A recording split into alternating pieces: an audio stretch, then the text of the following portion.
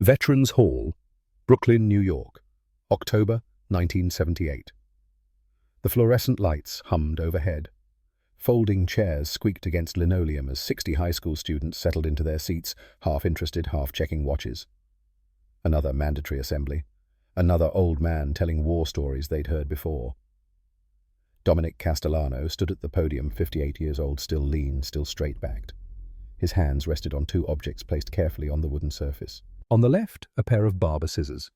Chrome catching the light handles, worn smooth from decades of use. On the right, a Springfield 1903 rifle, woodstock dark with age and oil, metal parts clean but scarred. A girl in the third row whispered to her friend. The whisper carried in the quiet room. A Barber beat the Germans. Dominic smiled, the kind of smile that contained memories the young couldn't comprehend, memories that weighed more than the rifle, more than the 37 lives he'd ended with it. They laughed too, he said quietly. Once. His hand touched the scissors, then the rifle, then back to the scissors. Let me tell you about the last time anyone laughed at a Barber. The room went dark. The projector clicked on. Black and white images flickered across the screen. Brooklyn, 1942. A different world, a different war, a different man who looked like Dominic, but wasn't. Not yet. Brooklyn, New York, March 1942. Castellano's barbershop stood on Flatbush Avenue like it had been there since God laid the foundation stones. 3 stories of red brick, apartments above where families slept and fought and loved. The shop on the ground floor where men became presentable. The barber pole outside spun endlessly, red, white, blue, hypnotic, constant. The kind of thing children stared at while waiting their turn. The kind of thing soldiers remembered when they were dying in places far from home. Inside the shop smelled like bay rum and talcum powder and barbicide. 2 leather chairs faced 2 mirrors with ornate brass frames. The leather was cracked from 20 years of men settling into it, trusting their appearance to steady hands. The mirrors were spotless.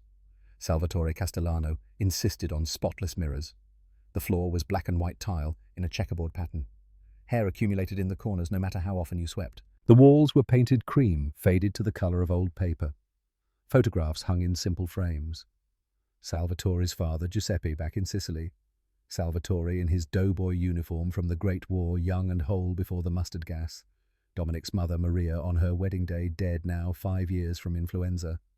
A radio sat on the shelf behind the chairs, playing all day. Music, news, advertisements for things nobody could afford anymore. The war news got worse every day. The Philippines were falling. Singapore had fallen. The Japanese were winning everywhere. Americans were dying in places most people had never heard of. The names rolled off the radio announcer's tongue like a litany of defeat. Bataan, Corregidor, Wake Island. Dominic Romano Castellano was 22 years old, born March 1920, right after his father came home from France with lungs that wheezed and dreams that screamed. He had been cutting hair since he was 14. 8 years of standing behind those chairs. 8 years of learning to read faces in mirrors. 8 years of keeping his hands steady even when customers flinched. 8 years of noticing the tiny details that separated a good haircut from a perfect one. He had steady hands. Everyone said so. Could shave a man's neck without leaving a single nick. 10,000 shaves, 10,000 necks. 0 mistakes. Could fade a hairline so gradually you couldn't see where one length became another. His eyes caught details others missed. An uneven part. A stray hair. A customer's mood shifting before they spoke a word. The work was repetitive but satisfying. The same cuts week after week, the same conversations. How about those Dodgers? Can you believe this weather? Did you hear about the Kowalski boy who shipped out every 2 weeks like clockwork? The same customers returned. Factory workers from the Navy Yard. Shopkeepers from the neighborhood. Old men who wanted their hair cut exactly the way it had always been cut would raise hell if you deviated by a millimeter. Dominic's favorite customer was old Mr. Kowalski. 70 years old, came in every Saturday at 10 in the morning. Wanted a trim and a shave. Always complained the sideburns were uneven even when they weren't. Always tipped a quarter even though the cut only cost 35 cents. Sat in that chair for 45 minutes talking about the old country, about his son, who'd enlisted, about how the world was going to hell in a handbasket. Dominic never rushed him. Patience was the job. You couldn't rush precision. His father had taught him that. Salvatore Castellano was 64 years old, looked 70. The mustard gas had aged him in ways time alone could not. His lungs whistled when he breathed. His hands shook slightly in the mornings before the first cup of coffee. But when he picked up the scissors, when he wrapped the cape around a customer's neck, the shaking stopped. The hands steadied, muscle memory older than the tremors. He had learned the trade from his father, Giuseppe, who had learned it in Sicily before coming to America in 1891. 3 generations of Castellano men had held scissors. 3 generations of steady hands. 3 generations of men who understood that precision mattered, that a millimeter made the difference between craftsmanship and carelessness. Salvatore didn't talk much about the war, the Great War, the war to end all wars, the war that had ended nothing, just paused long enough for another generation to grow up and die. But he had taught Dominic things, lessons that seemed to have nothing to do with cutting hair. "Why do you time my cuts, Pa?" Dominic had asked once. He was 16, learning a flat top on a patient regular. Salvatore had pulled out his pocket watch, tarnished silver, dented, a gift from Giuseppe before he died. "War taught me something, boy. Precision keeps you breathing. We're cutting hair, not fighting. Same principle. You measure wrong, man walks out looking like a fool. I measured wrong in France, men died. Everything requires precision. Everything has consequences. You understand?" Dominic hadn't understood. Not then. The Depression had taught different lessons. How to make 35 cents last. How to barter haircuts for bread. How to keep the shop open when half the neighborhood couldn't pay. Waste nothing. Measure everything. Make every movement count. Dominic had learned to cut hair watching every penny. Measuring not just the hair, but the time, the supplies, the effort. Finding the most efficient path, the cleanest line, the perfect result with minimal waste. His hands had learned precision the way a pianist's hands learned scales. Unconscious, automatic, muscle memory deeper than thought. 1/16 of an inch. That was the unit of measurement that mattered. The difference between a good fade and a great one. The difference between satisfied and impressed. The difference between a customer who returned and one who went elsewhere. Dominic could eyeball 1/16 of an inch from across the room. Salvatore had a drill he made Dominic practice. Cut hair while looking only in the mirror, not at the customer's head directly but at the reflection. Hand-eye coordination, spatial awareness. Trust the reflection more than the reality. "In war, you can't always see straight," Salvatore had said.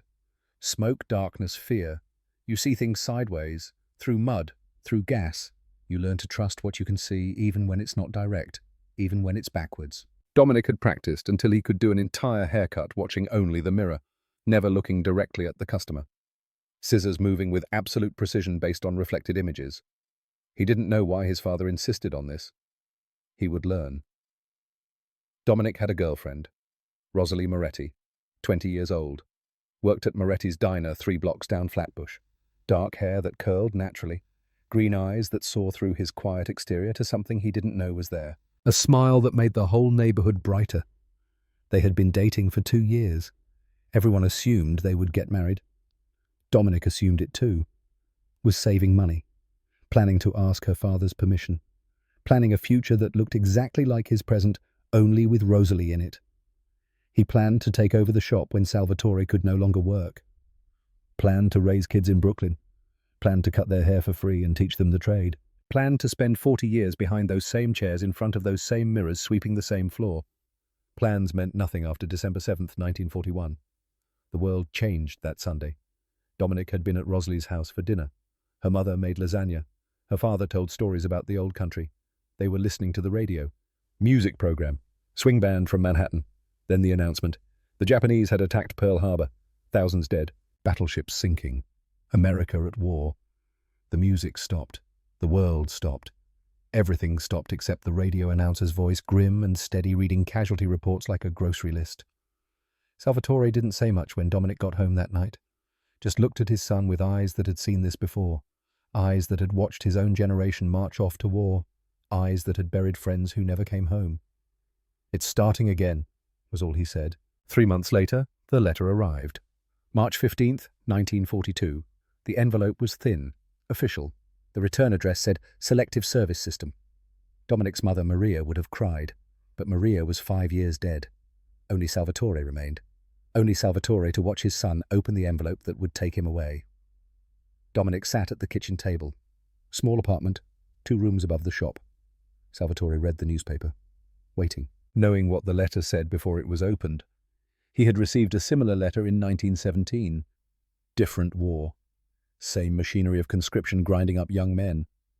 Dominic opened it. The words were formal, cold, impersonal. Greetings. You are hereby notified that you have been selected for training and service in the armed forces. Report for induction.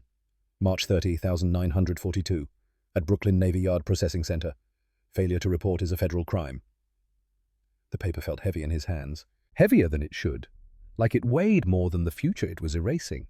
Like it weighed exactly as much as the uniform he would wear, the rifle he would carry, the things he would see. Salvatore read the notice without expression, handed it back. His voice was steady, but his eyes were not. You'll do fine, boy. Castellanos always do what's needed. That night, Hosley held his hand on her front steps. March air was cold. She wore his jacket around her shoulders. The streetlights hummed overhead, Brooklyn stretching out in all directions. Home. Everything familiar. You'll come back, she said. Not a question. A statement of faith that defied statistics. I'll come back. Promise me.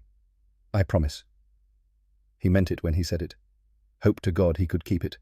Hope to God wasn't keeping score of promises that couldn't be kept.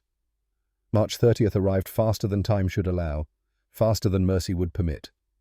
Dominic woke at 5 in the morning, couldn't sleep anyway, put on his best clothes. Blue suit his father had given him for his 21st birthday. White shirt, tie.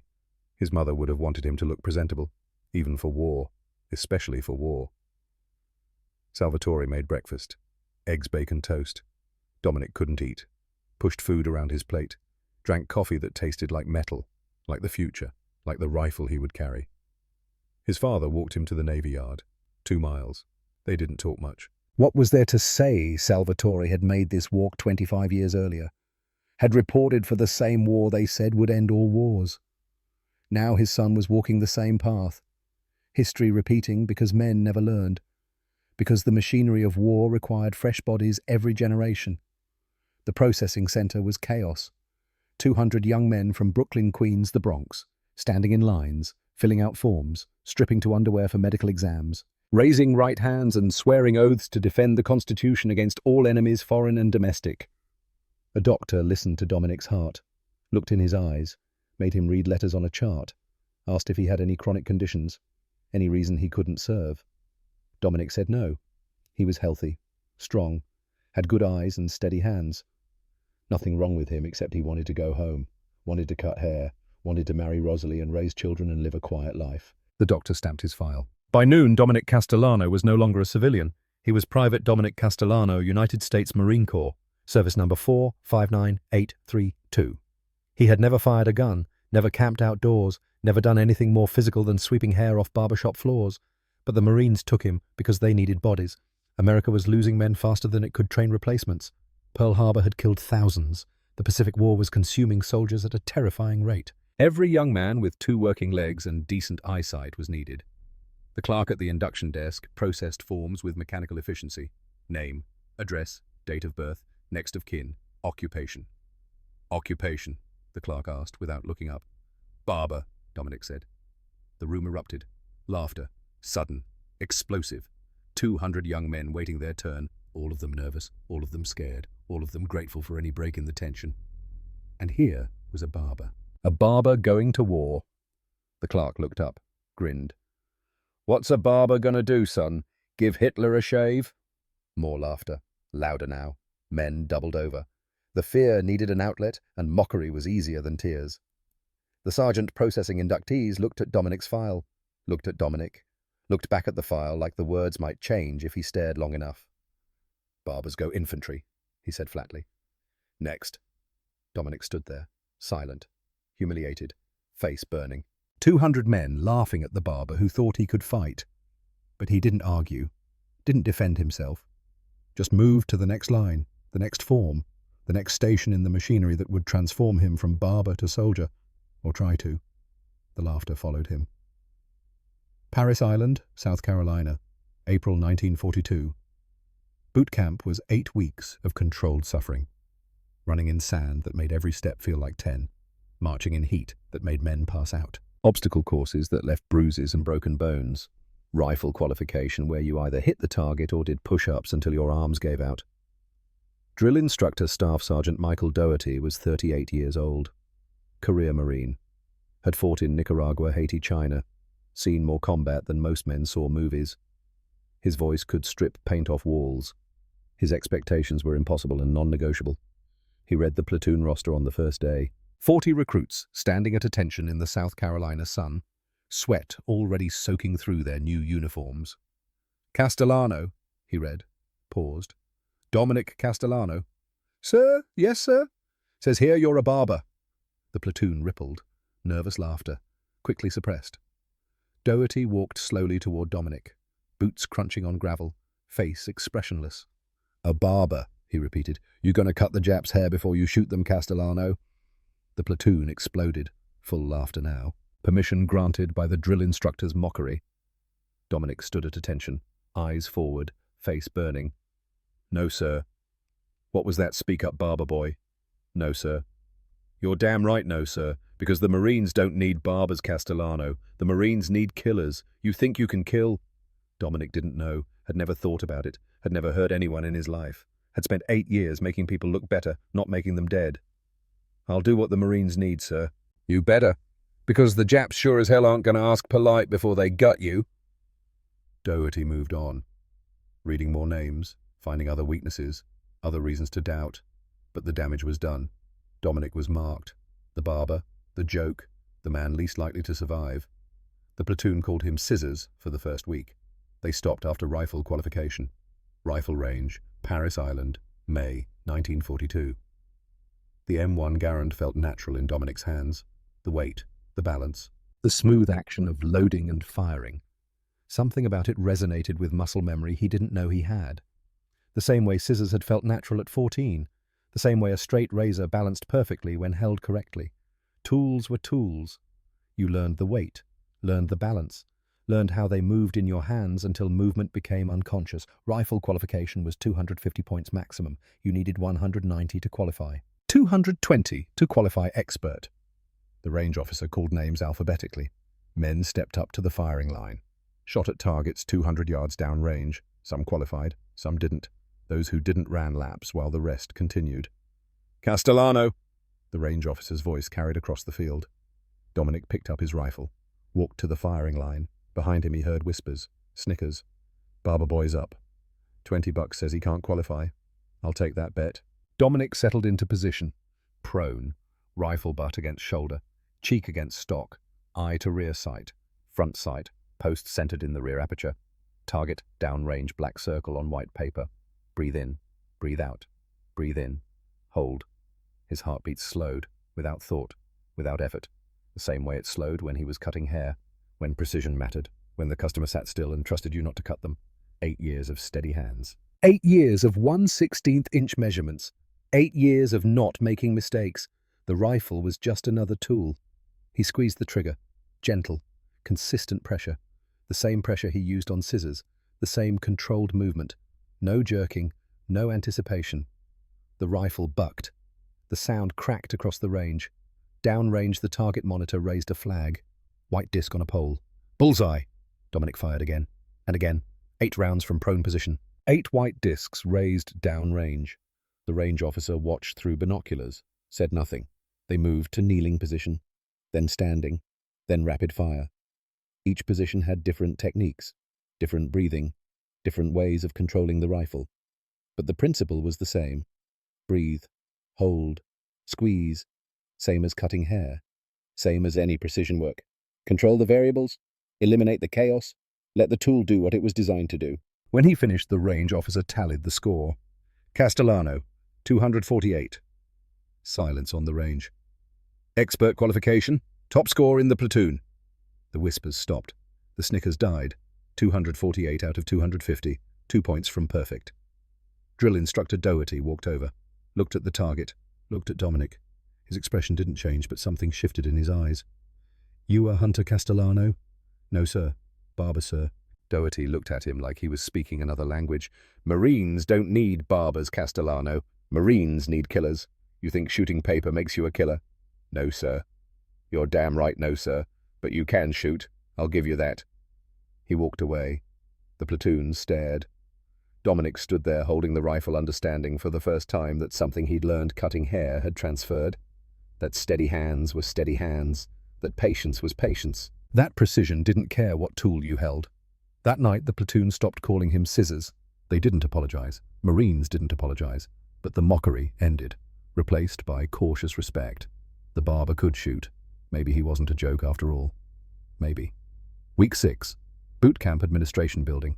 Dominic was called out of morning drill.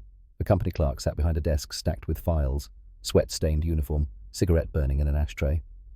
Castellano Dominic. Service number 459832. Sir? Yes, sir? Pre-service occupation? Barber, sir? The clerk made a note, picked up a phone, spoke quietly to someone Dominic couldn't see, hung up. Report to the quartermaster. You're being assigned specialist equipment. Dominic had no idea what that meant. Followed orders. The quartermaster building was concrete block. Hot. Smelled like gun oil and canvas. The supply sergeant was 40 years old. Too old for combat. Missing 2 fingers on his left hand from some accident nobody talked about. He handed Dominic a wooden crate. Sign here. Dominic signed. The supply sergeant pushed the crate across the counter, lit a cigarette. Someone upstairs thinks barbers make good snipers. Don't ask me why. I just hand out the gear. Dominic opened the crate. Inside was a Springfield 1903 A4 sniper rifle. Bolt action. Woodstock polished to a shine. A inertial telescopic sight in its own padded case. Leather carrying case. Cleaning kit that smelled like hops number 9. A logbook with blank pages for recording every shot. Date, location, distance, result. Dominic stared at the rifle. The scope. The logbook waiting to be filled with kills. 22 years old. Had never imagined killing anyone. Now the Marines were training him to do exactly that, with precision, from a distance where the enemy couldn't fight back. 1 shot, 1 kill. That was the sniper's job. The supply sergeant was watching him. You okay, kid? I'm a barber. Not anymore. Now you're a sniper. Or you will be if you don't wash out. Most do. Training's hard. Combat's harder. But if you make it through, you'll be one of the deadliest men in the Corps. That rifle puts you in a very small club. Dominic picked up the Springfield. The weight felt right. The balance was good. His hands fit the stock like it had been made for him. Steady hands. Barber's hands. Hands that had never hurt anyone. Could these hands kill? The Marines were about to find out. That night, Dominic wrote to his father. Dear Pa, they gave me a special rifle today. They think barbers make snipers. Something about steady hands. I don't know if they're right. I don't know if I can do what they're asking. Remember when you taught me to cut hair looking only in the mirror? You said in war you see things sideways, through smoke. I didn't understand then. I'm starting to. Your son Dominic Salvatore's reply came 2 weeks later. Dear Dominic, your grandfather Giuseppe was an army marksman in the Great War. I never told you because he spent 40 years cutting hair after he came home. Said war and scissors don't mix. Said he wanted to forget what his hands had done. But he never forgot. And his hands never forgot either. Precision runs in our blood, son. For cutting hair or for other things. Use what you know. Trust your hands. They know more than you think. And when it's over, come home. The shop will be waiting. The scissors will be waiting. Prove them wrong about barbers. Your father Dominic read the letter 3 times. Folded it carefully. Kept it in his breast pocket through everything that came after. The shop would be waiting. The scissors would be waiting. If he survived long enough to come home. Camp Lejeune, North Carolina. May 1942. Scout Sniper School separated the men who could shoot from the men who could hunt. 30 students started the course. Infantrymen who'd qualified expert. Competition shooters from before the war. Farm boys who'd been hunting since they could walk. Men who'd been shooting their entire lives. And Dominic Castellano. Brooklyn barber who'd never hunted anything. Never owned a gun before the Marines issued him one. Never killed anything larger than the rats that sometimes got into the barbershop's back room. The instructors didn't care about backgrounds. They cared about results. Master Gunnery Sergeant Frank Walsh ran the school. 52 years old. Had been shooting for the Marine Corps since 1908. Had fought in France during the Great War. Had trained snipers who were now training snipers. His face looked like it had been carved from the same wood as his rifle stock. Hard. Weather-beaten. Permanent. He stood before the 30 students on the first morning. May heat already oppressive. Humidity that made breathing feel like drowning. Gentlemen, this course will break most of you. Not because you can't shoot. You all can shoot. You're here because you're the best shots in your battalions. But shooting and sniping are different animals. Shooting is a skill, sniping is an art, and most of you don't have the temperament for art. He paused. Let that sink in. You'll learn marksmanship at distance. You'll learn fieldcraft. You'll learn to be invisible. You'll learn to be patient. That last one's what kills most of you. Patience. Because snipers spend 90% of their time waiting and only 10% shooting. If you can't wait, you can't snipe. Simple as that. The students stood at attention, trying to look patient, failing. Walsh's eyes moved across them, stopped on Dominic. Castellano, you're the barber. Yes, gunnery sergeant. You ever hunt? No, gunnery sergeant. You ever kill anything? No, gunnery sergeant. Walsh nodded slowly. Good. Easier to teach a man who doesn't have bad habits. Hunters think they know things. Usually they're wrong. You're a blank slate. We'll see what we can write on it. He moved on. But Dominic felt the weight of those words. A blank slate, waiting to be written on, waiting to become something he'd never been, something he'd never imagined being, a killer. Week 1 was fundamentals. Marksmanship basics that Dominic already knew from boot camp. Breath control, trigger squeeze, sight picture. But now the details mattered more. The difference between a good shot and a perfect shot. The difference between hitting center mass and hitting exactly where you aimed. Ballistics. How bullets drop over distance. How wind pushes them left or right. How temperature affects powder burn and velocity. How humidity changes air density and trajectory. Math. Physics. Calculations that turned killing into science. The instructor drew diagrams on a chalkboard. Bullet trajectories arcing through space. Wind vectors. Temperature coefficients. At 300 yards, he said, your 30-06 round drops 18 inches. At 500 yards, 42 inches. At 700 yards, 96 inches. You need to know these numbers in your sleep. You need to calculate them in your head while someone's shooting at you, while you're exhausted. While you're terrified, the math doesn't care about your feelings. The bullet doesn't care about your fear. It goes where physics says it goes. Dominic wrote it all down. Numbers, formulas, tables of bullet drop at various ranges, wind drift calculations, temperature corrections. It reminded him of cutting hair. The same precision, the same attention to measurement. A 1/16th inch mistake in a hairline meant an unhappy customer. A 1-inch mistake at 500 yards meant missing the target entirely. The principle was the same. Measure carefully, calculate precisely, execute perfectly. Optics, using telescopic sights. Parallax, eye relief, field of view, focus. Learning to see through glass and steel what the naked eye couldn't see at all. Learning to trust the scope more than instinct. The inertial scope was 8-power magnification. Turned a man at 500 yards into a man at 60 yards. Close enough to see his face. Close enough to see him as human. Close enough to hesitate. Walsh addressed this directly. The scope shows you things you don't want to see. You'll see faces. You'll see details. You'll see them as people instead of targets. This will be hard. This will make you hesitate. Hesitation gets you killed. Gets your spotter killed. Gets the Marines you're supposed to protect killed. So you learn to see them as targets, as problems to solve, as mathematical equations. Range, windage, elevation. You reduce them to numbers. You make the shot, you move, you survive. That's the job. Dominic listened. Tried to imagine reducing a human being to numbers. Couldn't quite manage it. Not yet. But he would learn. They all would learn. Or they would wash out. Week 2 brought fieldcraft, camouflage and concealment, learning to become invisible. They smeared mud on their faces, draped camouflage nets over their heads and shoulders, wore vegetation like clothing, crawled through fields and forests trying to get close to instructors who were looking for them. Dominic learned that stillness was better than camouflage, that patience beat speed, that the human eye was drawn to movement but missed things that didn't move. He learned to control his breathing until it was barely perceptible, to slow his heartbeat through sheer willpower, to become part of the landscape. And he discovered something surprising.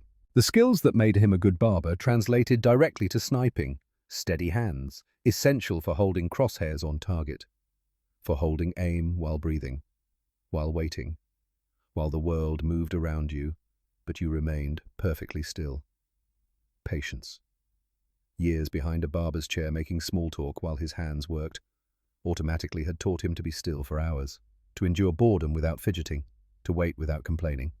Old Mr. Kowalski took 45 minutes every Saturday, talked the entire time, never rushed, never hurried, just settled into the chair and let Dominic work at the pace precision required. Dominic had learned to wait, had learned that good work couldn't be rushed, that patience produced better results than speed, Snipers spent 90% of their time waiting, only 10% shooting. Dominic was better at waiting than men who'd hunted their whole lives. Attention to detail. Eyes trained to spot an uneven hairline from across a room could detect movement at 600 yards, could see things others missed. A flash of metal, a shadow that wasn't quite right, a shape that didn't belong. The instructors noticed. Castellano, how'd you spot that position? They were on a stalking exercise. Students had to identify hidden instructors at unknown distances. Most students found 2 or 3. Dominic found 7. The vegetation was wrong, Gunnery Sergeant. The colours didn't match, like someone placed cut branches over a hide.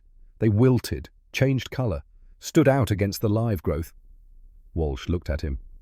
You see that from 600 yards? Yes, Gunnery Sergeant.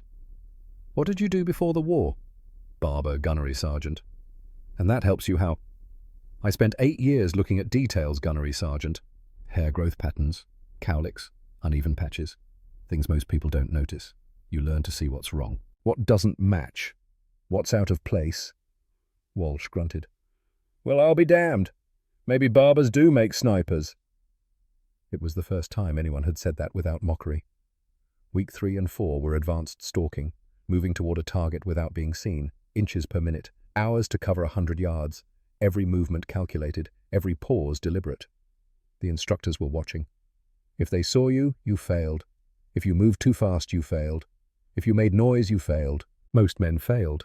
20 of the 30 washouts came during stalking exercises. They couldn't handle the tedium, couldn't stay still long enough, couldn't accept that warfare could be this slow, this boring, this patient. Dominic passed. The barber, who'd spent 8 years standing in one place talking to customers while his hands worked on autopilot, found that he could lie in one place for 6 hours without moving anything but his eyes. 6 hours without water, without food, without moving his bowels or bladder, just breathing, watching, waiting. It was harder than cutting hair, but the principle was the same. Do the work, don't rush, let patience produce precision. By week 5-16, students remained. 14 had washed out, couldn't shoot well enough, couldn't stay still long enough, couldn't handle the isolation and boredom that defined sniper work. The 16 who remained were different, quieter, more patient, more comfortable with silence. Dominic was ranked 3rd in the class. Week 5 and 6 were precision shooting at distance, 100 yards, 200, 300, 400, 500, 600. Learning how differently the rifle behaved at each range, how much the bullet dropped, how much the wind mattered, how temperature and humidity and even the rotation of the earth affected the shot at extreme distance. Unknown distance targets, estimating range by eye alone, using landmarks. Using bracketing techniques with the scope reticle. Getting close enough that the bullet would hit even if your estimate was off by 50 yards. Moving targets, leading them, calculating speed and distance and where they would be when the bullet arrived, not where they were when you pulled the trigger. Most men struggled with this. Dominic found it similar to cutting hair on a fidgety child, predicting movement, adjusting in real time, staying ahead of the motion. 8-year-old Tommy Chen from 3 blocks over never sat still. Mother had to bribe him with candy just to get him in the chair. But Dominic had learned to cut his hair anyway, learned to predict which way his head would turn, learned to move the scissors where the hair would be, not where it was. Same principle, different application. Stress shooting. After running, after push-ups, after carrying heavy loads. When your heart was pounding and your hands wanted to shake and your breath came in gasps. Learning to control the body's response to exertion. Learning to find that calm place even when everything said you should be panicking. Dominic's heart rate slowed naturally when he picked up the rifle, the same way it slowed when he picked up scissors. Muscle memory, autonomic response. The body knew precision required calm. Night shooting, shooting by moonlight, by starlight. By memory when you couldn't see anything at all. Trusting the rifle, trusting the scope, trusting yourself. By week 8, only 16 men remained. The final exam was everything combined. Stalk to within 200 yards of an instructor position. Take the shot. Escape without being spotted. 12 hours to complete. Most men were found before they got close. Some got close but missed the shot. Some hit the target but were caught during escape.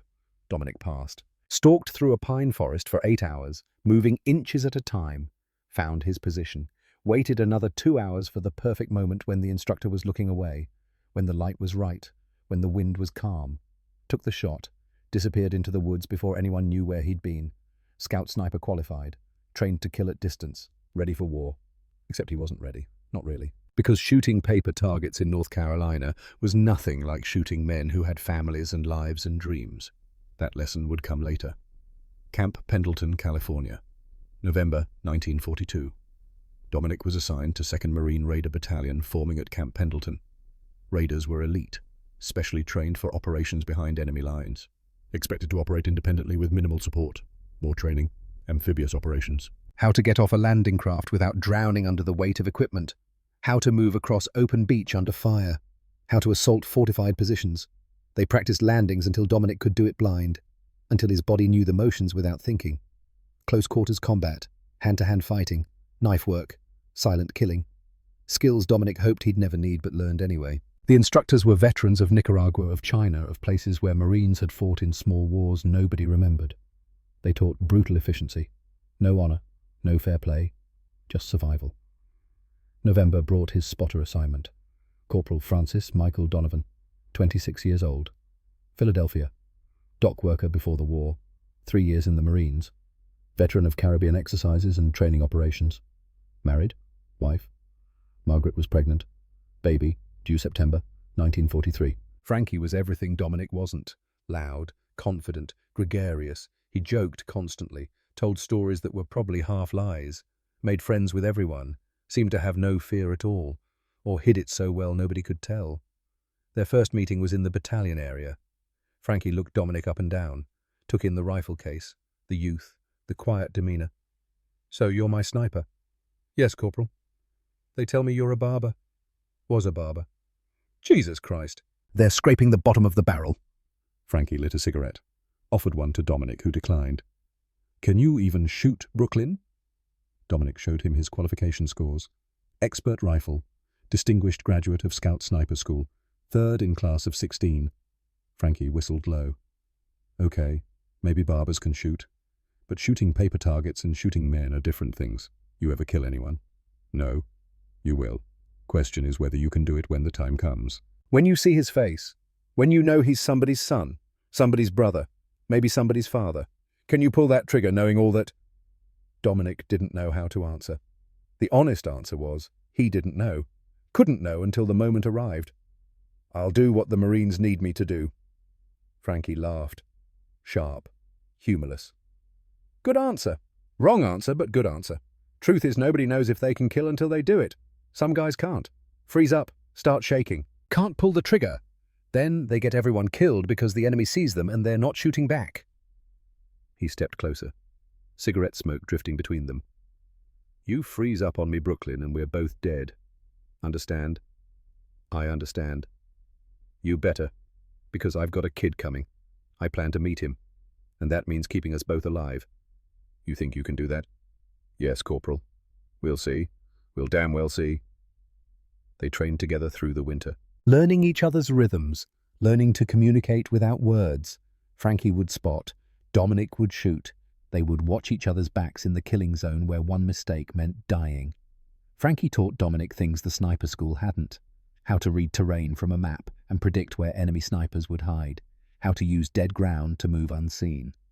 How to set up multiple firing positions so you could shift if one got compromised. How to know when to take the shot and when to let the target pass, because revealing your position wasn't worth it. Dominic taught Frankie patience. How to wait without fidgeting. How to stay still when every instinct said to move. How to trust that stillness and silence were better protection than speed and violence. By March 1943, they were a team. Not friends exactly, too different for friendship, but partners, each trusting the other with his life. The battalion trained through spring and summer. Everyone knew invasion was coming, knew that somewhere, someday soon, they would storm a beach and the real war would begin. But nobody knew where or when, just that it was coming. England. April 1944. The 2nd Marine Raiders, now reorganized into specialized scout sniper teams attached to army divisions, arrived in England in early April. The whole country felt like a staging area. Hundreds of thousands of troops. American, British, Canadian, Polish. All gathering in southern England. Ships crowding every harbour. Supplies stacking in every warehouse. Vehicles parked nose to tail on every road. Everyone knew invasion was coming soon. Dominic wrote letters home to Brooklyn. Told Salvatore the weather in England was terrible. Rain every day. Cold even in April. Told him the food was awful. beans and bread and tea that tasted like dirty water. He didn't tell him about the briefings, about maps of French beaches covered with German defences, about casualty estimates that said 30% of the first wave would die before reaching dry sand, about nightmares where he drowned under the weight of his equipment, about fear that lived in his chest like something with teeth. The training continued. Practice landings where men drowned in full combat gear, rehearsals where live ammunition was used, and accidents killed soldiers before the war even started. Briefings about German defences, about machine gun positions and artillery pre-registered on every inch of beach, about minefields and wire and obstacles designed to rip landing craft apart. May brought more specific briefings. Maps showed exact beaches now. Utah, Omaha. American forces would assault both. British and Canadians would take Gold Juno sword. Biggest invasion in history. 50,000 men hitting 5 beaches simultaneously. The briefing officer tried to sound confident. German resistance will be suppressed by the time you land. Naval guns will pound them for hours. Bombers will drop thousands of tons of explosives. They'll be stunned, disorganized, unable to mount effective defense. Nobody believed that. Men who'd trained for 2 years knew better, knew that the enemy always survived bombardment somehow, knew that they would be waiting, knew that beaches were killing zones where you either moved forward or died. May 15th. The sniper teams received their specific mission briefing. Captain Robert Hayes, Army Intelligence, stood before a map of Normandy. Operation Overlord. You will land with the third wave at Omaha Beach. Your mission is to neutralize German snipers, spotters, and officers. Every German leader you kill saves American lives. Every machine gun nest you suppress allows infantry to advance. You are force multipliers. Act like it. He paused. Let that sink in. Intelligence estimates 30% casualties in the first wave, 50% in the second wave, third wave, which is you should be lower, but should is not will. Expect German resistance, expect casualties, expect to earn your pay. Frankie leaned over and whispered, "We're getting paid." Dominic almost smiled. Almost. May 28th, final equipment inspection. Dominic checked his Springfield 1903A4 for the 100th time. Clean, oiled, zeroed for 300 yards. The unearthed scope. Lenses clear, mounts tight. Backup iron sights functional. Ammunition. 100 rounds of M2 ball cartridge, 30-06, carefully selected for consistency. Each round inspected. Each brass case perfect. No dents, no corrosion. These were the rounds that would keep him alive or fail to and get him killed. His logbook was empty, waiting for entries. Dates, locations, distances, kills, the record of what he would become. That night, lying in his bunk, Dominic couldn't sleep. Kept thinking about the logbook, about filling those pages, about reducing human lives to numbers and distances and check marks confirming death. Kept thinking about his hands. Barber's hands that had spent 8 years giving men better haircuts, making them feel good, making them look sharp. Hands that had never hurt anyone. Those same hands would soon be pulling triggers, sending bullets across impossible distances, ending lives with precision that would have made his customers in Brooklyn proud if they only knew. But they would never know. Nobody back home would ever know, because what he was about to become couldn't be explained to people who hadn't done it, couldn't be understood by people who thought war was heroic, who thought killing was glorious, who didn't know that precision and death made terrible partners. June 5th. They boarded the landing craft at Southampton. The ships were everywhere. Thousands of vessels filling the harbour. The greatest armada ever assembled, heading toward France, toward beaches where Germans waited, toward the beginning of the end or the end of everything. Dominic cleaned his rifle one last time, checked the scope, made sure everything was perfect. Because in 12 hours he would need perfect, would need every skill he'd learned, every hour of training, every ounce of patience. Everything that made him a good barber, and everything that might make him a deadly sniper. Frankie sat beside him. Quiet for once. Fear had silenced even his jokes. "You ready, Brooklyn?" "No." "Good. Men who think they're ready are the ones who get killed first. Fear keeps you alive." "I'm plenty afraid." "Then you'll do fine." Dominic hoped he was right. Hoped fear would be enough. Hoped his hands would stay steady when bullets started flying. Hoped he could do what the Marines expected. Hoped he would survive long enough to learn if a barber from Brooklyn could really become a killer. By dawn on June 6th, he would have his answer. June 6, 1344, 0530 hours, the English Channel. Dominic stood on the deck of Landing Craft Infantry 243. Around him, 40 Marines checked equipment for the 100th time.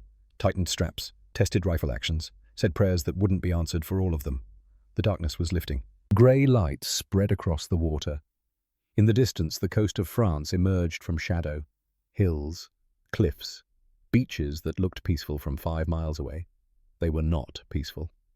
The naval bombardment began at 05:30. Hundreds of ships opening fire simultaneously.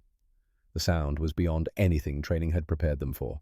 A constant thunder that shook the vessel and made speech impossible, made thought difficult, made fear feel like the only rational response. Heavy bombers passed overhead in waves, dropping thousands of tons of explosives on coastal defenses. The noise added to the noise. The fear added to the fear. Intelligence reports had promised German resistance would be suppressed, said the bombardment would stun them, disorient them, make them unable to fight effectively. Intelligence reports were about to be proven catastrophically wrong. The landing craft dropped its ramp at 09:15 hours, not on the beach. On a sandbar 200 yards from shore, the ramp fell into 4 feet of churning water. Water mixed with blood and oil and the bodies of men from the first 2 waves. Dominic went over the side with his rifle held above his head. The weight of his equipment tried to drag him under. 70 pounds of rifle ammunition, grenades, rations, water. The current was stronger than expected. Waves knocked him sideways. Around him, Marines struggled toward the beach through chaos that defied description. German machine guns had survived the bombardment. Concrete bunkers had protected them from rockets and bombs. Now they fired directly into the waves of men wading ashore. Mortar rounds exploded in the shallows, geysers of water and shrapnel and pieces of Americans who would never see home again. Dominic saw a Marine 3 feet to his left take a burst from a machine gun and disappear beneath the surface without a sound. Saw another torn in half by a mortar round. Saw the beach ahead littered with bodies and burning vehicles and men screaming for medics who couldn't reach them through the fire. This was not what training promised. This was slaughter. The water was chest deep for 50 yards, then waist deep, then knee deep. Each step felt like it might be his last. Each breath might be the final one. The noise was insane, continuous, overwhelming. Bullets cracked through the air. Mortars exploded. Men screamed. Officers shouted orders that nobody could hear. He reached the beach, exhausted, threw himself behind a destroyed Sherman tank. Bullets sparked off the metal. Mortars walked closer with each salvo. Sand erupted in fountains where rounds struck. The air smelled like cordite and blood and burning fuel. Frankie landed beside him, gasping, "Jesus Christ! Jesus Christ!" They had to move. Staying on the beach meant death. German machine guns had perfect fields of fire. Every inch of sand was pre-registered for artillery. The only way off this beach was forward, through the wire, through the mines, through the bunkers spitting fire. Marines assembled in small groups behind whatever protection they could find. Sergeants shouted orders, officers led by example or died trying. Slowly, painfully, the advance began. Dominic's job was not to fight on the beach. His job was to survive the beach and get inland where a sniper could actually work. But first, he had to not die in the next 60 seconds. 50 yards took 20 minutes. Each yard cost lives. But they were moving. The beach was the worst. Once they reached the seawall and the bluffs beyond, they could fight, could use their training, could be Marines instead of targets. The seawall was concrete, 4 feet high. Dozens of Marines huddled behind it, taking cover, catching breath, preparing for the next push. Lieutenant Colonel Raymond Thornton was there, moving between units, directing fire, inspiring exhausted men to keep pushing. He was 38 years old, West Point graduate, professional soldier. His younger brother had died at Pearl Harbor on the USS Arizona. Thornton had requested combat duty, had refused to command from the rear. His men loved him for it. He stood to wave Marines forward, pointing toward a gap in the wire. "There, move through there. Cover each other. Go." The shot came from somewhere inland. Single crack. Not the chatter of machine guns, not the boom of artillery, just one rifle shot that stood out because it was alone. Thornton's head snapped back. He dropped without a sound, without time to be surprised, without knowing he was dead. The Marines around him froze. Their commander was down, shot by an enemy they couldn't see, couldn't fight, couldn't kill. German sniper, maybe 400 yards inland, hidden in the hedgerows that started where the beach ended. Invisible. Patient. Deadly. Captain Hayes took command immediately. "Keep moving. Don't bunch up snipers in the hedgerows. Officers, lose your rank insignia. Radio operators, ditch the antennas. Look like everybody else." 2 Marines dragged Thornton's body behind the seawall. Dominic saw him as they passed. The colonel's eyes were open, staring at nothing. a small hole in his forehead. Exit wound had taken the back of his skull. Professional, precise. One shot, one kill. The work of a master sniper. The kind of sniper Dominic would have to become if he wanted to survive. The kind of sniper who had just made this war personal. Because Thornton had been a good commander, had treated his men fairly, had led from the front, and some German with a rifle and a scope had ended him from a distance where he couldn't fight back. Had killed him the way a hunter kills a deer, calculated, cold, efficient. Dominic looked inland, toward the hedgerows, toward where the shot had come from. Someone was out there, someone very good, someone who would kill more Americans before the day ended unless someone stopped him. Frankie saw his expression. Not your job today, Brooklyn. Today we survive. Tomorrow we hunt. They moved inland with the rest of the company, off the beach, through the gap in the wire. Up the bluff where grass grew and trees provided some concealment from German observers. The fighting continued. Close quarters now, Germans in bunkers, Americans with grenades and flamethrowers. Brutal work that snipers couldn't help with. By mid-afternoon, the beach was secured, at terrible cost. Bodies lay in rows near the seawall, hundreds of them, maybe thousands. Dominic didn't count, couldn't count. Looking at them too long made the fear come back, made him wonder how he was still alive when so many better men were dead. The battalion pushed toward the hedgerows, toward the maze of small fields and ancient stone walls that made Normandy perfect country for defense, perfect country for snipers on both sides. Night fell. Marines dug foxholes, set up defensive positions, waited for German counterattacks that might come from any direction. Dominic cleaned his rifle. The Springfield had gotten wet during the landing. He stripped it completely, dried every part, oiled it, reassembled it, checked the scope for water intrusion. Everything was fine. The rifle worked. The scope was clear. He was ready to do his job. If he could do his job. If Barber's hands that had never hurt anyone until today could pull the trigger when a human face appeared in the scope. That question would be answered soon. His logbook remained empty, waiting. Tomorrow the war would begin. The real war. The sniper's war. The war of patience and precision and death from distance. Tomorrow Dominic Castellano would learn if Barbers could kill. Tomorrow they would stop laughing, or he would die trying to prove them wrong. Normandy, France. June 10th, 1944, 0600 hours. 4 days after D-Day. Captain Hayes called Dominic to battalion headquarters, a farmhouse with half its roof missing, walls pocked with bullet holes, maps spread across a table made from a door and 2 ammunition crates. Hayes looked older than his 34 years. 4 days of combat could age a man a decade. His eyes were bloodshot. Hands trembled slightly when he lit a cigarette. The kind of tremor that came from too much death and too little sleep. Castellano. Sir. Hayes didn't look up from the maps, just kept marking positions with a grease pencil. Red X's where men had died, blue circles where Germans were dug in. The red outnumbered the blue. You've got top training scores. Distinguished graduate, expert marksman, top 3 in your sniper class. Yes, sir. 0 combat kills. The words hung in the air between them. An accusation, a challenge. Yes, sir. Hayes finally looked up. His eyes were hard. Tired, but hard. Meanwhile, Germans are picking off our officers like they're hunting rabbits. Thornton on D-Day. Lieutenant Morrison yesterday morning. Staff Sergeant Williams yesterday afternoon. Corporal Jackson this morning at dawn. All headshots. All from distance. Professional work. He tapped the map. 4 red X's in a line. We think it's 1 sniper, maybe 2, operating in this sector. These hedgerows give them perfect cover. They shoot and disappear before we can even figure out where the shot came from. It's destroying morale faster than the actual casualties. Officers won't stand up. NCOs won't give orders. Everyone's afraid to be next. Hayes ground out his cigarette, lit another immediately. I need results, Castellano. Not potential, not training scores, not promises. I need dead Germans. Yes, sir.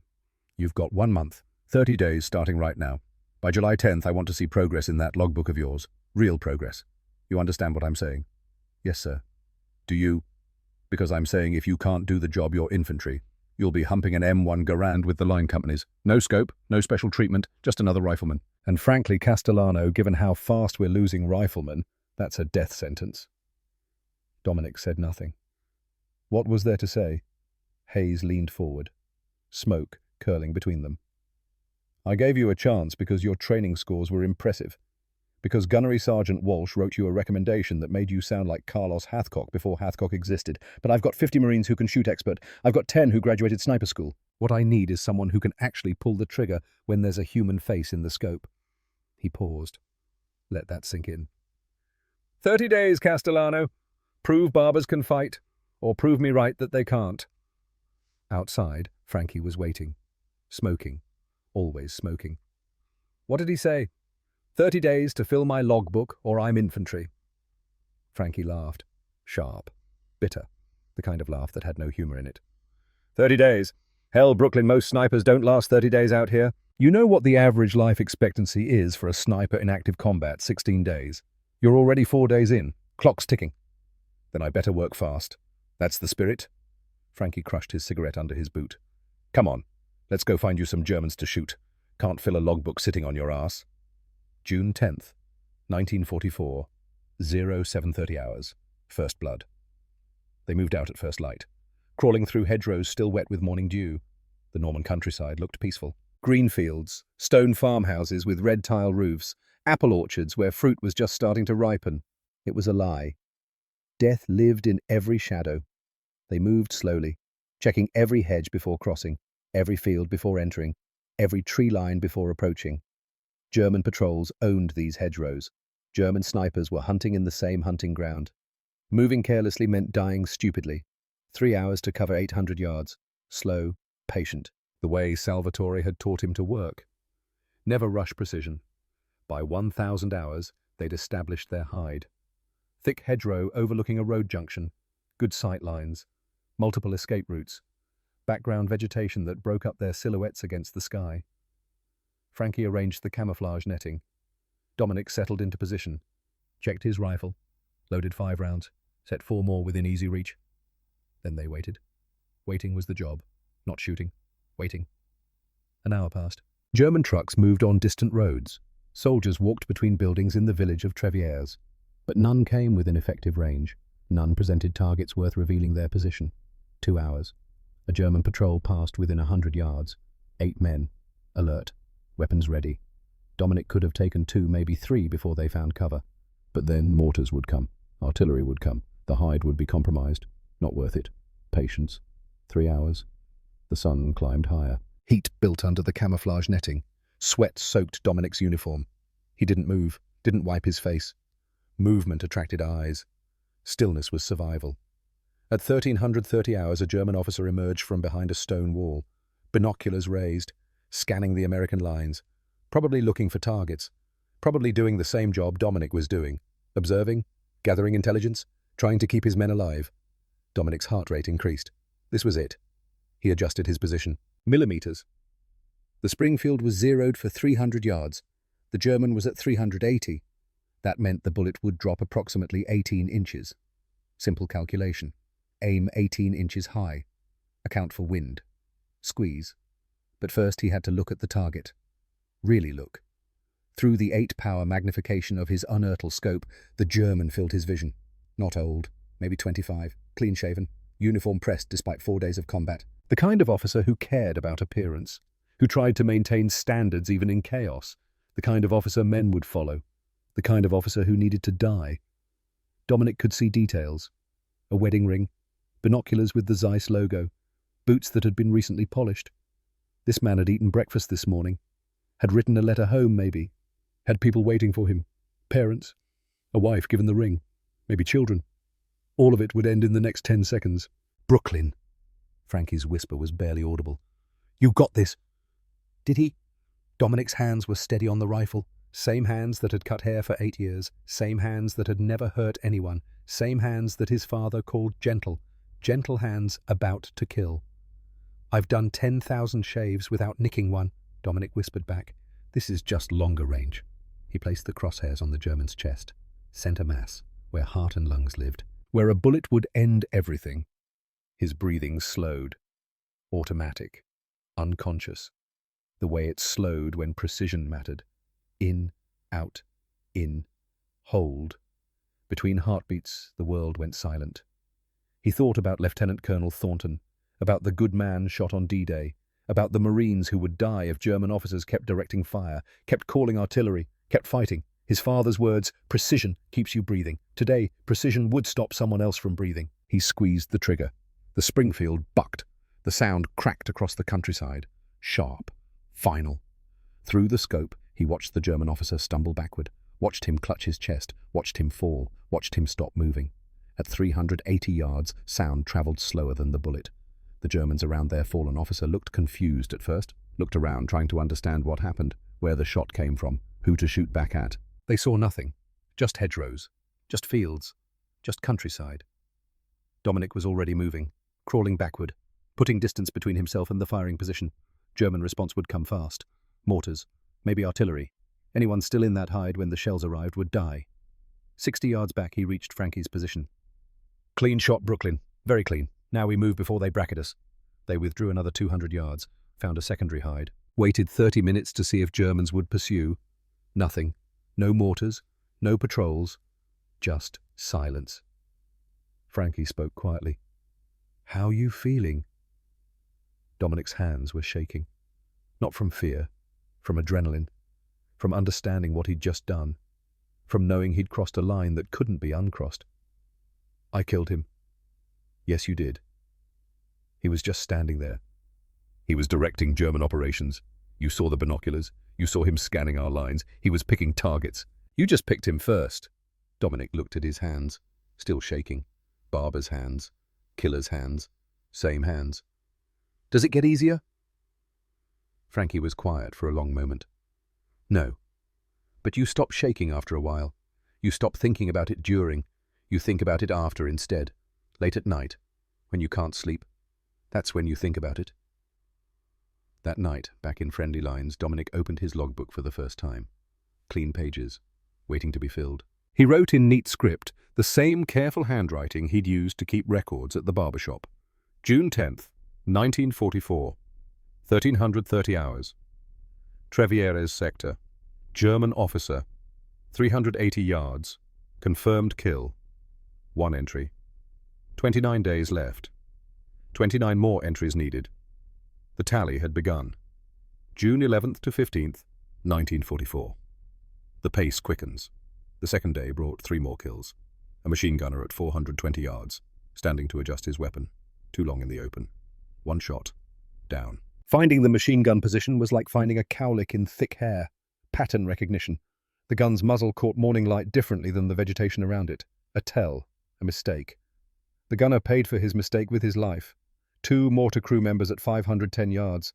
Difficult shot in gusting wind. 8 miles per hour from the left. At that distance, 16 inches of drift. Dominic had to aim 16 inches right of the target. The same calculation he'd used cutting hair. Measuring angles. Predicting where things would be, not where they were. First shot. 1 down. The others scattered, but Dominic had already adjusted. Second shot. Another down. By the time German mortars responded, Dominic and Frankie were 300 yards away in a different hide. Day 3. June 12th. 4 more kills. A sniper at 600 yards. The hardest shot yet. The German was good. Professional. Had established a well-camouflaged position in a ruined barn. But he'd made one mistake. He'd used the same position twice. Dominic had noted it the day before. Returned today, knowing the German might be there. Waited 6 hours for confirmation. 6 hours not moving. Barely breathing. Patient. The German finally revealed himself. Flash of metal from his scope. 1 instant of carelessness. 1 shot. 600 yards. 78 inches of bullet drop. Dominic aimed 6.5 feet above the target. The German slumped forward. Gone. Counter-sniping was about outweighting the other man, about being more patient, more willing to endure, about remembering what his customers had taught him. Some things can't be rushed. Day 4 and 5 brought 6 more kills. Officers, NCOs, soldiers who established patterns, who became predictable, who forgot that predictability meant death. By June 15th, Dominic had 13 confirmed kills in 5 days. His logbook was filling. Each entry, clinical, precise. Date, time, location, range, target type, result, numbers, just numbers. If he thought about them as humans, he couldn't do the job. Captain Hayes noticed. 13 in 5 days, Castellano. Keep it up, and you'll hit 30 before the month's out. But there was still skepticism in his voice, still doubt whether the barber could maintain the pace, still questions whether training scores meant anything when the pressure mounted. Dominic would answer those questions. 1 shot at a time. June 15th, 1944, 1420 hours. The hunter becomes hunted. Dominic had been in position for 2 hours, overlooking a road junction. Perfect spot. Clear fields of fire. Good concealment. Multiple escape routes. Everything right. A bullet cracked past his head, missing by inches, close enough to feel the air displacement. Close enough that if he'd moved 1 second earlier, it would have taken his skull apart. He hadn't seen the muzzle flash, hadn't heard the shot until after the round passed. The bullet had arrived before the sound. Someone had spotted him first, a German sniper, watching, waiting, patient enough to let Dominic settle in, professional enough to make the shot count. Almost. Dominic froze. Moving now would confirm his position. The German would be watching through his scope, finger on trigger, waiting for any sign of life, for any movement, for proof that the shot had missed. For 20 minutes Dominic didn't breathe, didn't blink, didn't move anything except his eyes. Every instinct screamed to run, to get away from this spot where death had just missed him, to move, to hide, to survive. But movement meant death. The German was out there, watching, waiting, the kind of sniper who didn't miss twice. Slowly, inch by inch, Dominic began crawling backward, using the hedge for cover, moving no faster than the sun moved across the sky, so slow that no human eye could detect the motion. 2 hours to withdraw 300 yards, 2 hours of controlled terror, 2 hours of knowing that one wrong move would be his last, 2 hours of understanding finally what his father had survived in France, what it meant to be hunted by someone who was better than you. When he reached Frankie's position, his entire body was shaking. Jesus Christ, Brooklyn. You okay? German sniper. Nearly got me. Frankie's face went pale. Adler. The name meant something. Intelligence had been reporting a German sniper in this sector. Eastern Front veteran. Responsible for multiple American KIA. Sergeant Werner Adler. The Eagle of Normandy. That evening, Hayes briefed them. Intelligence file. Photograph. Service record translated from captured documents. Sergeant Werner Adler, age 32, Bavarian, Wehrmacht, since 1938, Eastern Front, 1941 to 1944. Confirmed kills 40. Transferred to Normandy, May 1944. Mission: eliminate Allied snipers. The photograph showed a man with a scarred face, haunted eyes, the eyes of someone who'd seen too much, done too much, survived too much, eyes that were starting to look like Dominic's. He's the one who got Thornton, Hayes said. D-Day, 400 yards. Perfect headshot. Been working this sector since. 6 American KIA. All officers or senior NCOs. All single shots. All fatal. Hayes looked at Dominic. He's hunting you now.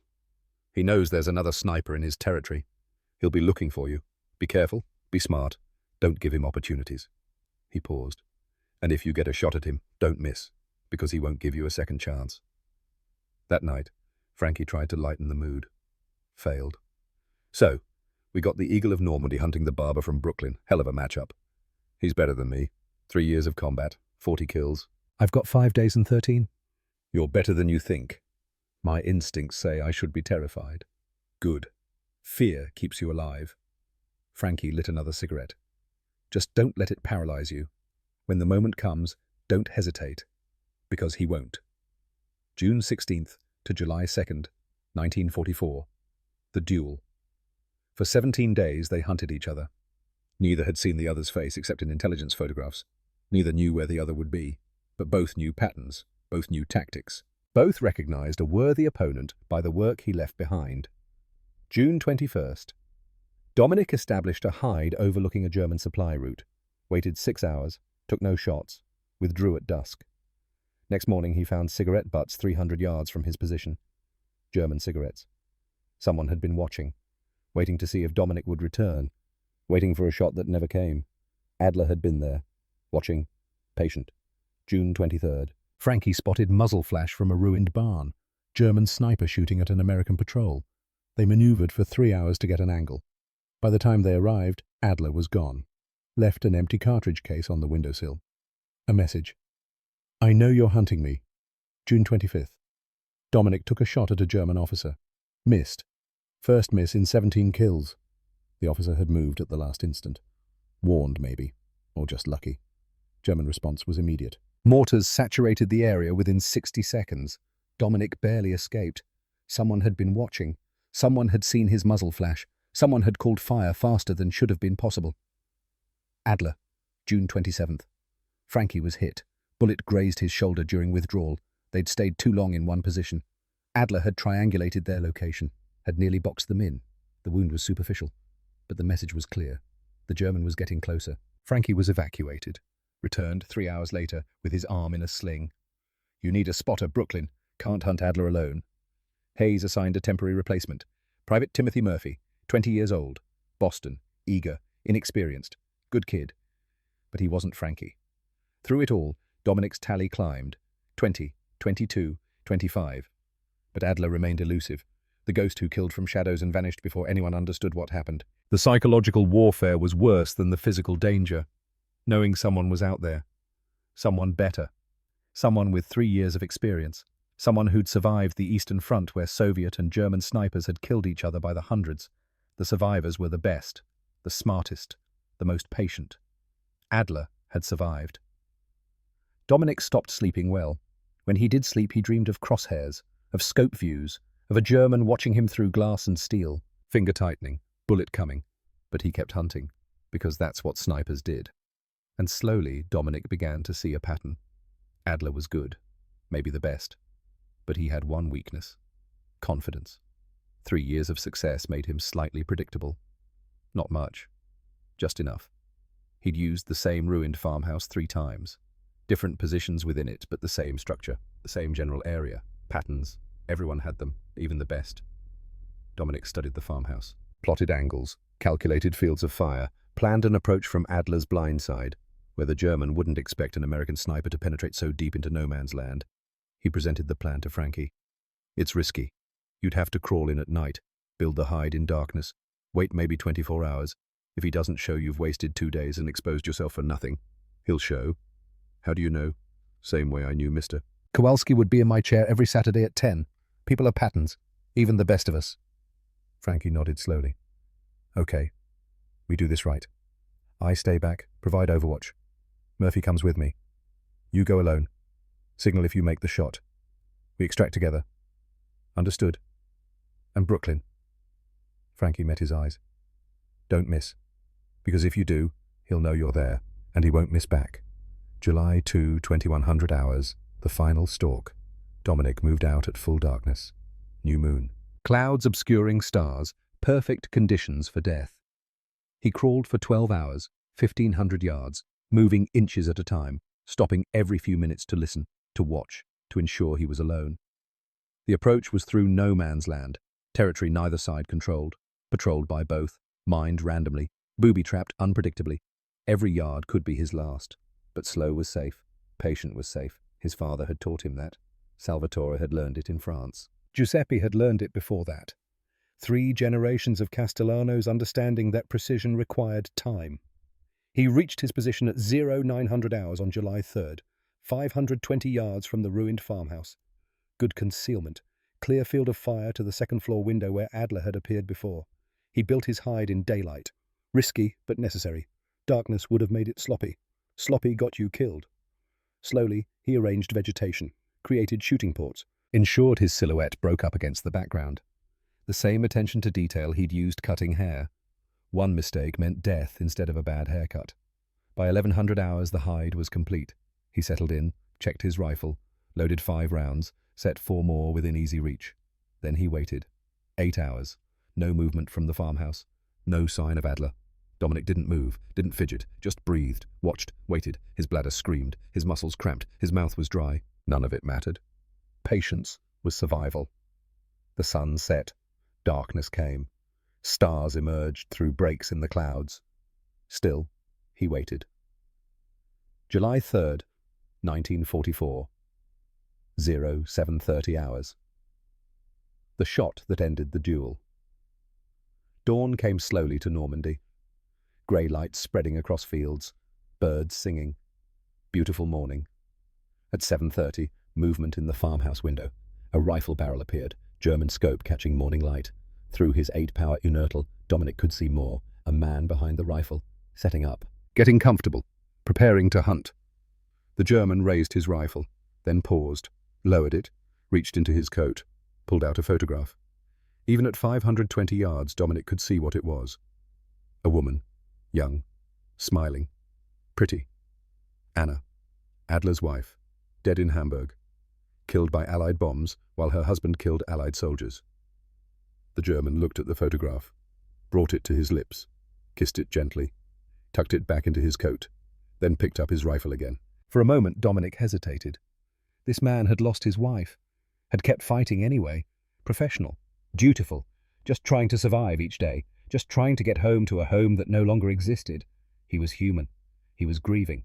He was like Dominic. But then the radio crackled. German voices, Adler responding, coordinates being transmitted.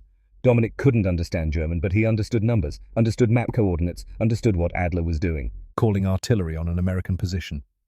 The hesitation evaporated. Adler wasn't like Dominic. Adler was calling fire on men who couldn't fight back, wounded men, medics, support personnel. The humanity vanished, the target remained. Dominic calculated the shot.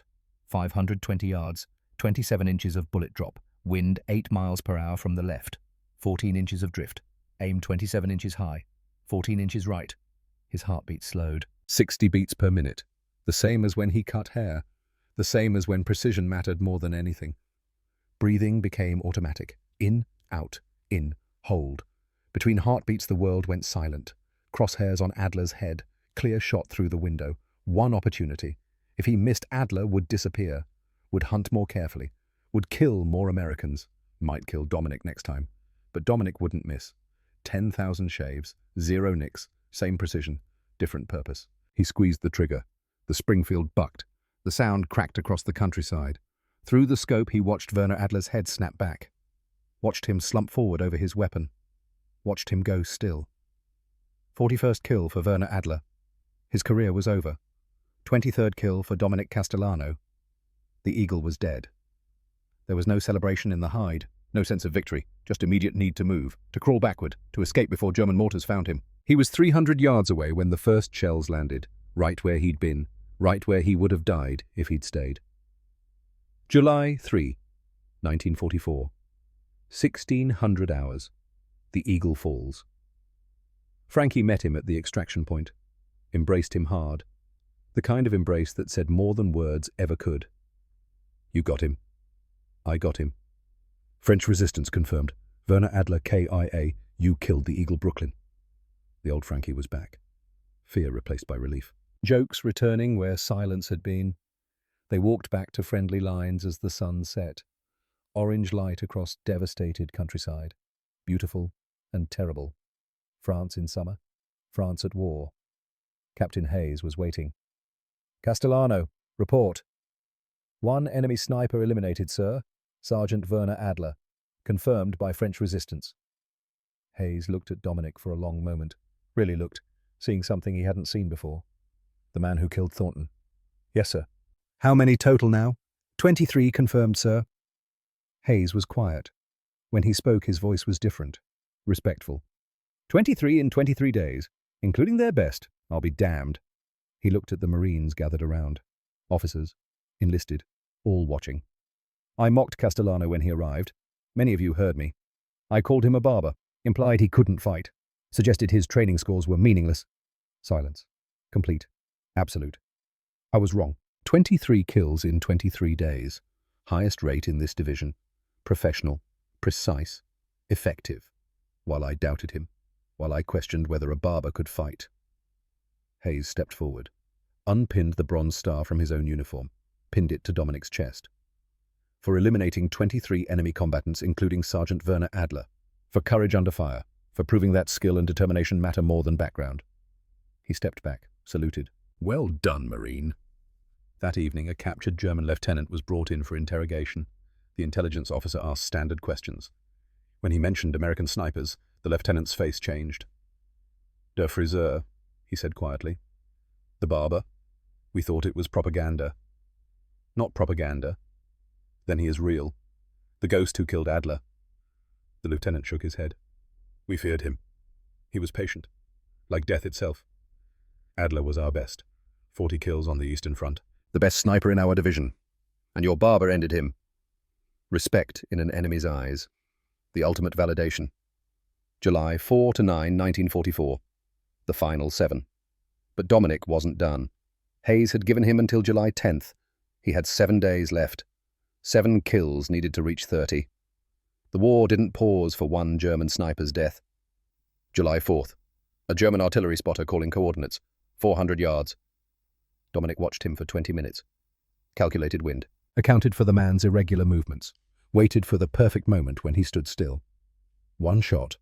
Down. 24th kill. July 5th. 2 machine gunners repositioning their weapon. 520 yards. They worked together, moved together, died together. 2 shots. Both down. 25th and 26th kills. July 6th. A German officer rallying his troops for a counterattack, shouting orders, waving his arms, making himself a target. 380 yards. 1 shot. The officer dropped. The attack faltered before it began. 27th kill. July 7th. An NCO directing mortar fire. 430 yards. Patient shot. Waiting for him to stand still long enough. 1 shot. Down. 28th kill. July 8th. 2 German officers consulting a map in the open. Careless. Overconfident. Dead. First shot. 1 down. Second shot before the other could react. Both down. 29th and 30th kills. July 9th brought the final kill. The one that sealed the count. A German lieutenant leading a counterattack. 450 yards. Visible through gaps in the hedgerow, shouting at his men, trying to inspire them, trying to make them brave enough to die. 1 shot through the gap. Clean headshot. The lieutenant dropped. The attack collapsed. 31st kill. But Dominic didn't count it toward his 30. The promise to Hayes was 30 by July 10th. This was July 9th. 1 day early. 31 total. He'd exceeded the quota. That night, he made the final entries in his logbook. July 4. German spotter. 400 yards. July 5. 2 ex-machine gunners. 520 yards. July 6. German officer. 380 yards. July 7. German NCO. 430 yards. July 8. 2 ex-German officers. 450 yards. July 9. German lieutenant. 450 yards. Total 31. Confirmed kills. June 10 to July 9, 1944. 30 days. 31 kills. They'd laughed at the Barber. The Barber had answered with precision. July 10th, 1944. Battalion formation. Validation. Captain Hayes assembled the entire company. 200 Marines standing in formation. Exhausted. Battered. But alive. Hayes stood before them. Dominic beside him. Marines, I want to talk about prejudice. About being wrong. About learning.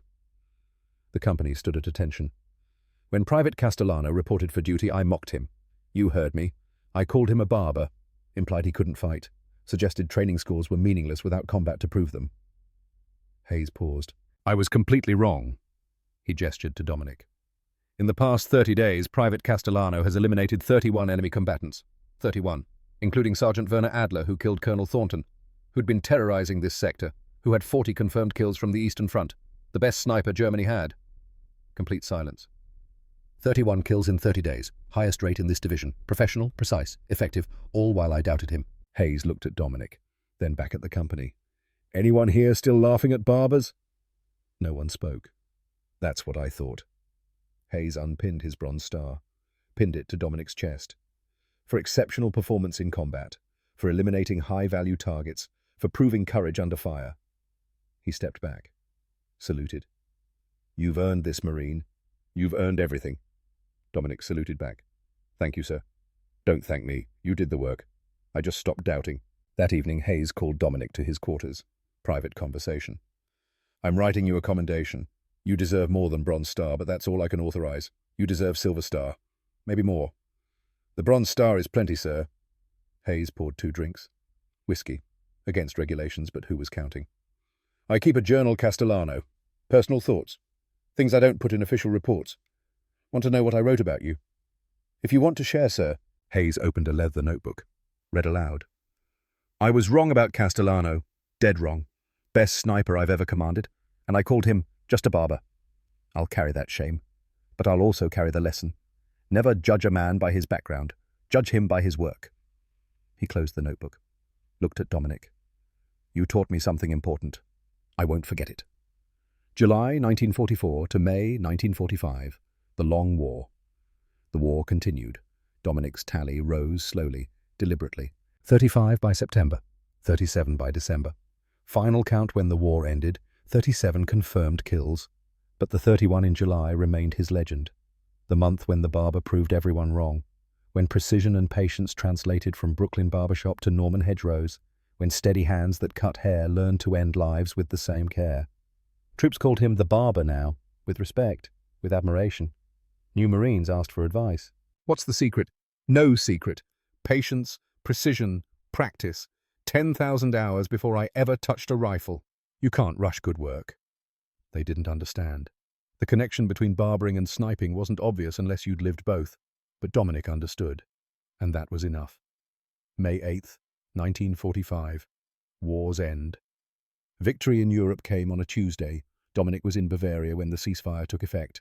25 years old, 3 years in uniform, 37 confirmed kills, 1 Bronze Star. No medals for his work. Snipers didn't receive the recognition given to men who charged machine gun nests. Their work was too quiet, too patient, too removed from heroic narratives. He went home as Private Dominic Castellano. Nothing more.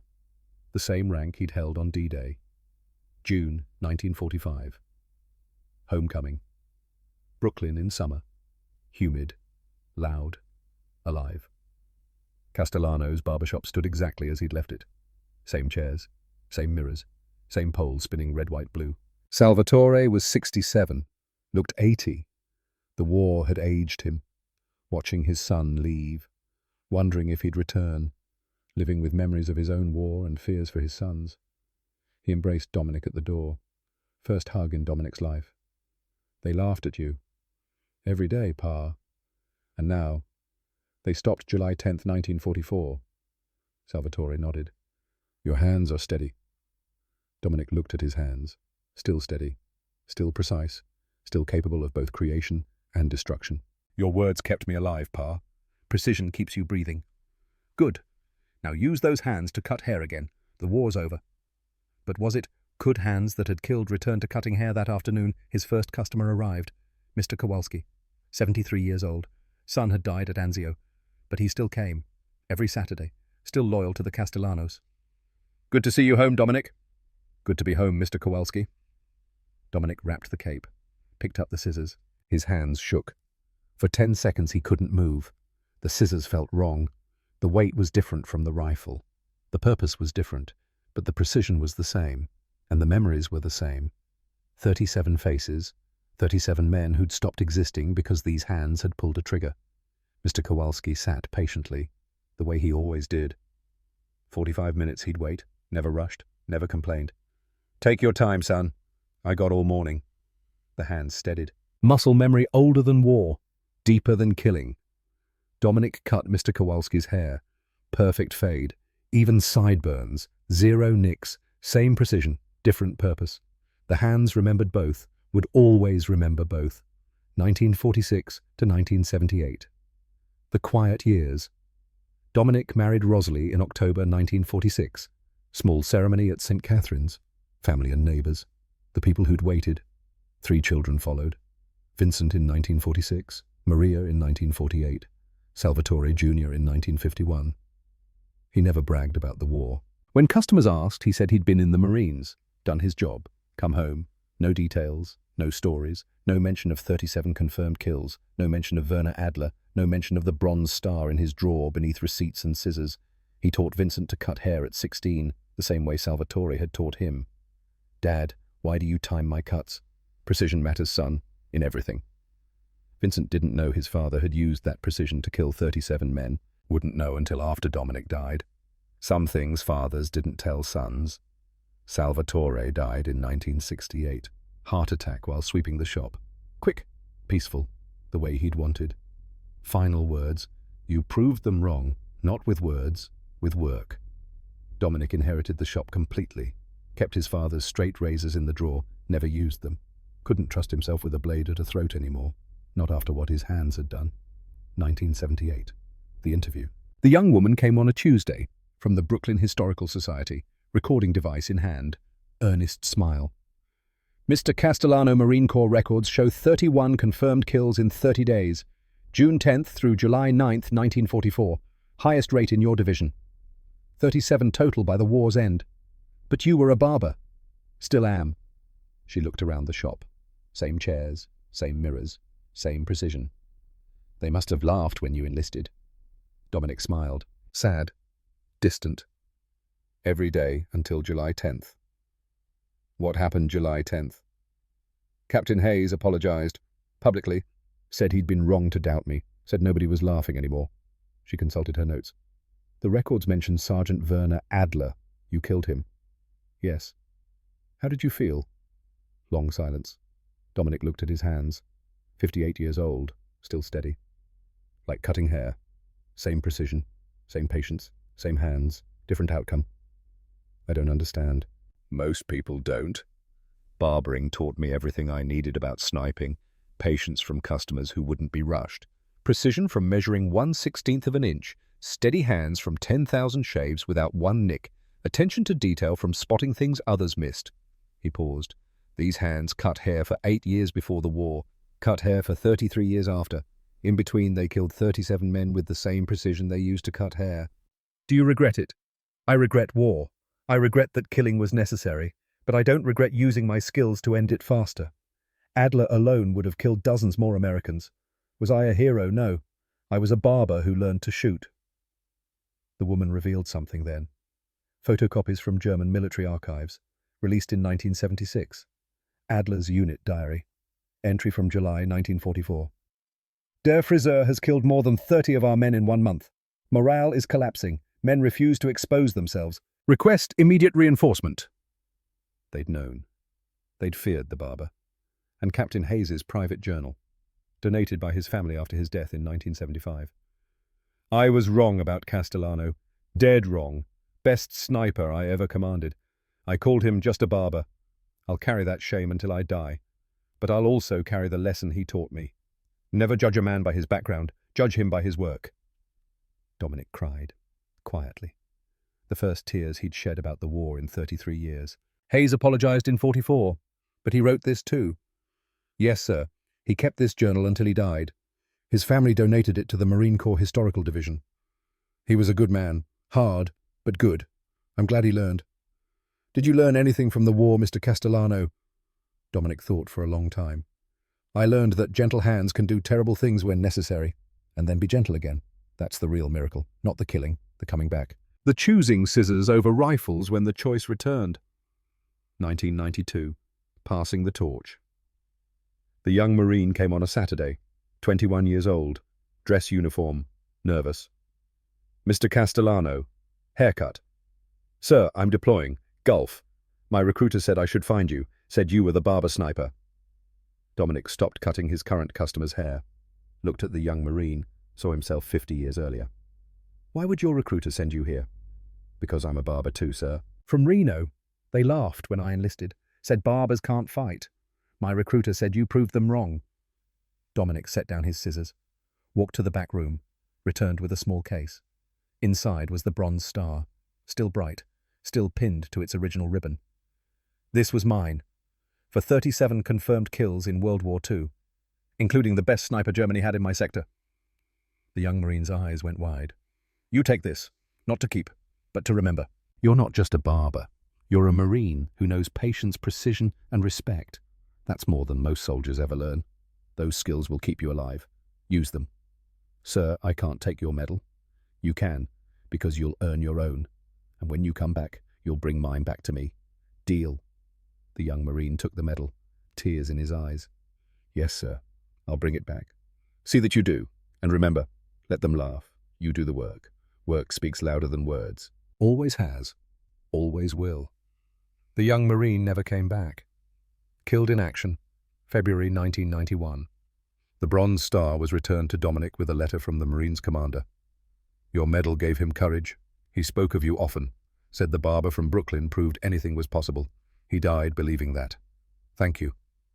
Dominic put the medal back in the drawer, where it belonged, where it would stay until he died. December 15th, 1994. The end. Dominic Castellano died in his sleep. 74 years old. Rosalie holding his hand. 48 years of marriage. 3 children. 7 grandchildren. A life lived quietly after war. The funeral was small. Family, neighbors, old customers, and Frankie Donovan. 78 years old. Travelled from Philadelphia. stood at the graveside in his dress blues. Dom saved my life. June 27th, 1944. Dragged me 400 yards while Germans shot at us. They laughed at the barber. The barber saved us all. Vincent spoke next. Dominic's son, 50 years old now, running the barber shop. My father never told me he'd killed 37 men.